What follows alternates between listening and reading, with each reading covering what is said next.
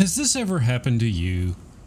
Hi, I'm Professor Oleander, and I'm here to help you out before the Yardmaster finds out what happened.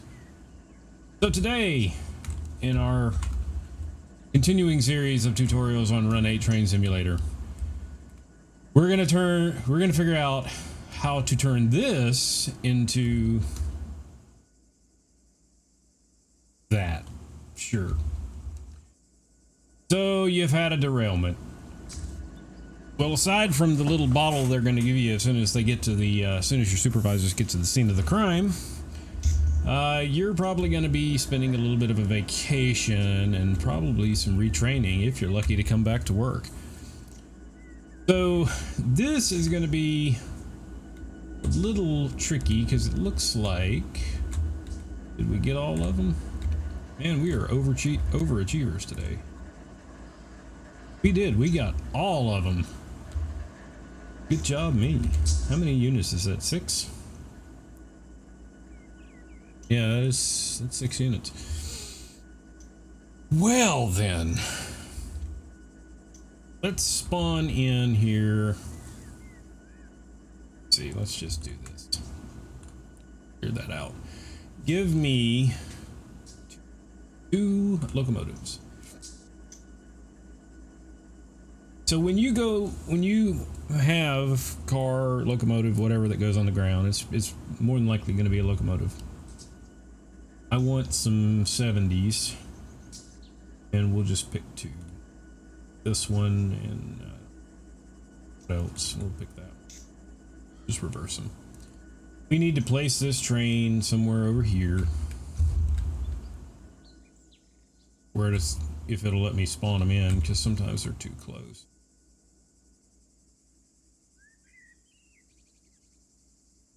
Okay, go ahead and get this one to relinquish my other train first. Relinquish. We'll get this one started. And while that's going on, what we want to do is we're going to be overachievers in this. We're going to do all of them at one time. May work, may not work. I think probably should have tried this. It's been a while since I did re-railing in here. As long as the PCSs are reset on these locomotives should offer tractive power to us. So what we want to do is we want to click on the truck. You could do it the weakling way and hit the re-rail easy button and it'll put it on the rail for you. We're not going to do that. We're going to re-rail these in the direction that we were traveling, so we're just going to put them back on the rail. So we want to put that in forward. You see that it puts some re-railing frogs underneath the axles for us. We're going to do the same thing on this truck if I can get close enough to it. Then we're going to go all the way through these. Whoops. You got to remember which way the unit's facing, so it's going to be reverse on these guys. Reverse. These are going to be forward.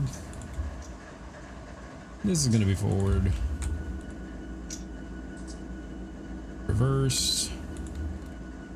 Reverse. It's also going to be reversed. Reverse. This will be reverse as well. And reverse. Okay.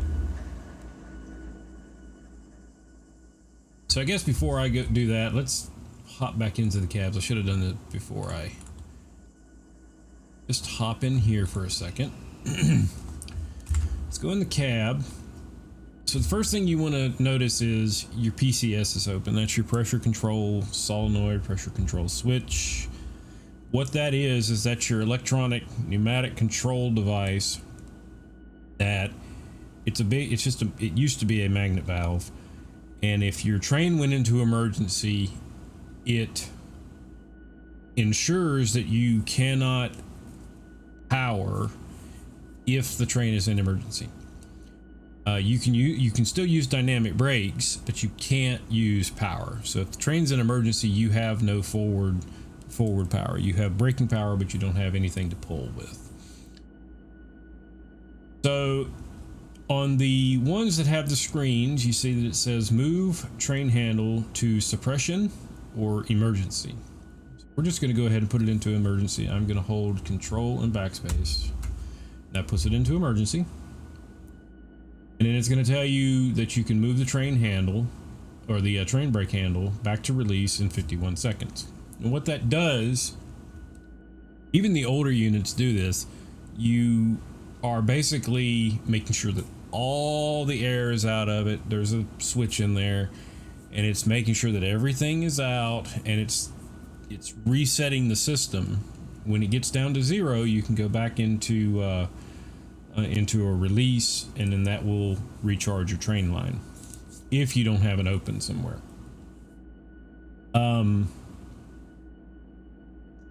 the older engines, the PCS light would blink, telling you that the timer has run out.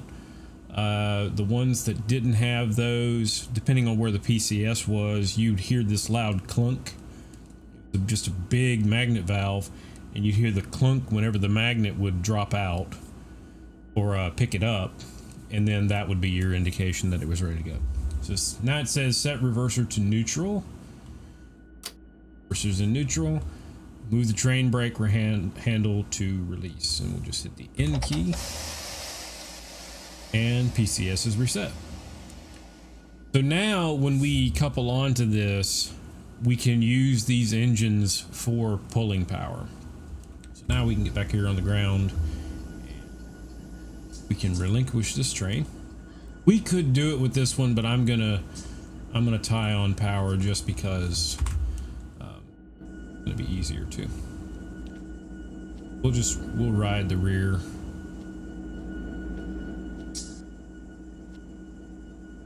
On. First, knock the independent or the handbrakes off, and then we just tie onto it like we would tie on anything else. You do your MUing and your circuit breakers, and you can do it the old way or you can do the auto way through the menu. I'll do it both. Well, it won't matter if I do it both ways. But all we do is we tie on, and we want to make sure that we're pulling in the direction of the frogs. So we want to be going the opposite direction of what we're going now. And hopefully, fingers crossed, if everything goes right, we'll be able to re-rail all 6 units in one go. It doesn't work that way in real life. I've had to use re-railing frogs before, and re-railing typically never goes that easy. Sometimes you get lucky, and you know, it might be one wheel that goes off or one axle that goes off, but more times than not, you've tore the rail up. Something like that, those locomotives would have flipped over, going as fast as they were. But we'll just kind of easily couple onto these.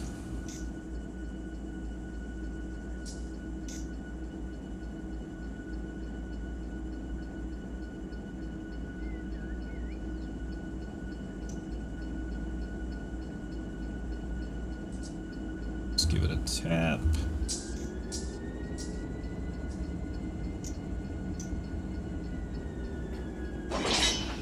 And what I'm doing this like you would do it in real life. You don't want to hit it.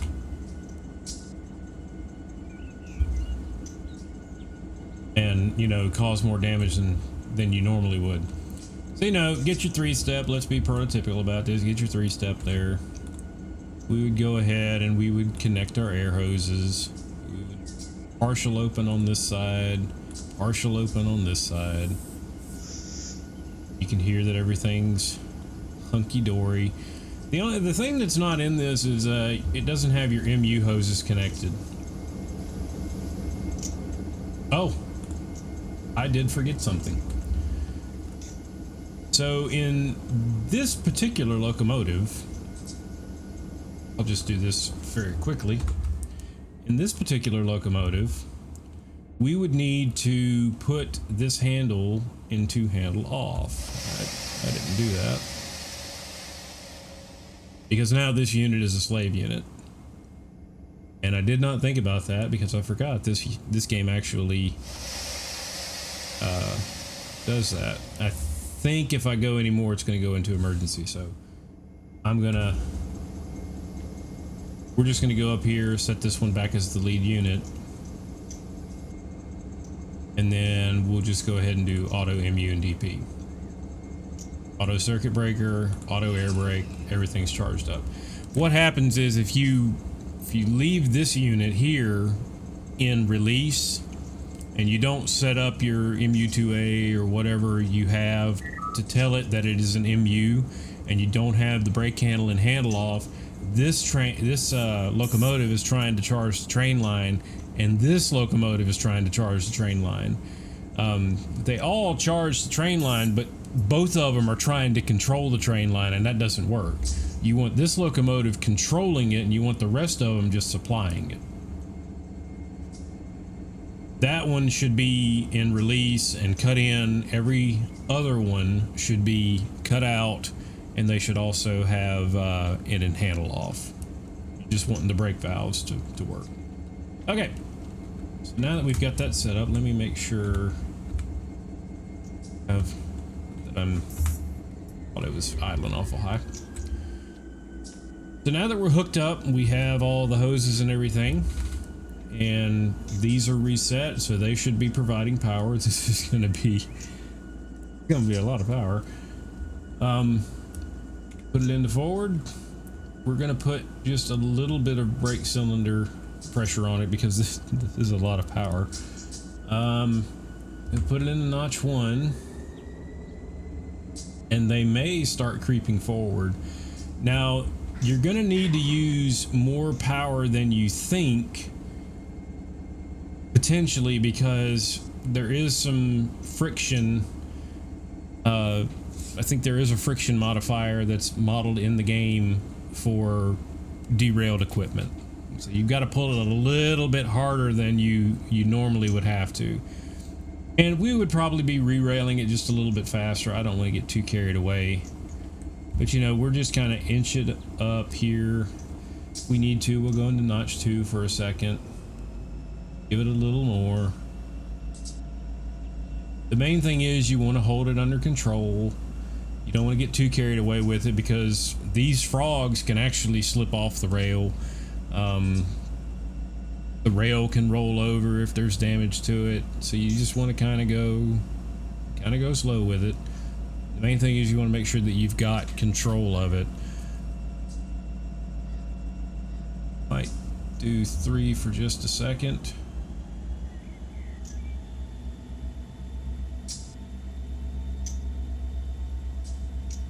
Almost. There we go.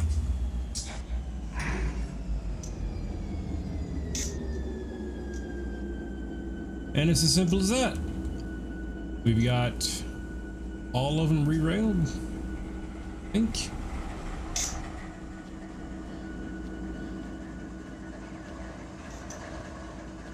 Yep, looks like it. All of them are re-railed.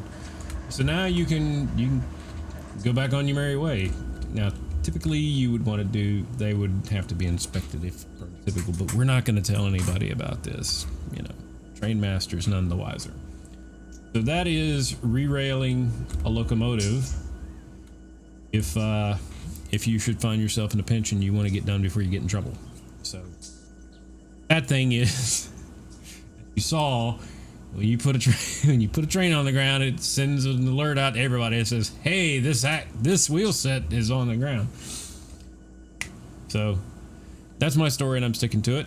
And if you have anything else that you would like to see a tutorial made on in Run 8, put it in the comments, and I will try and get one made for you. Until next time, see you later.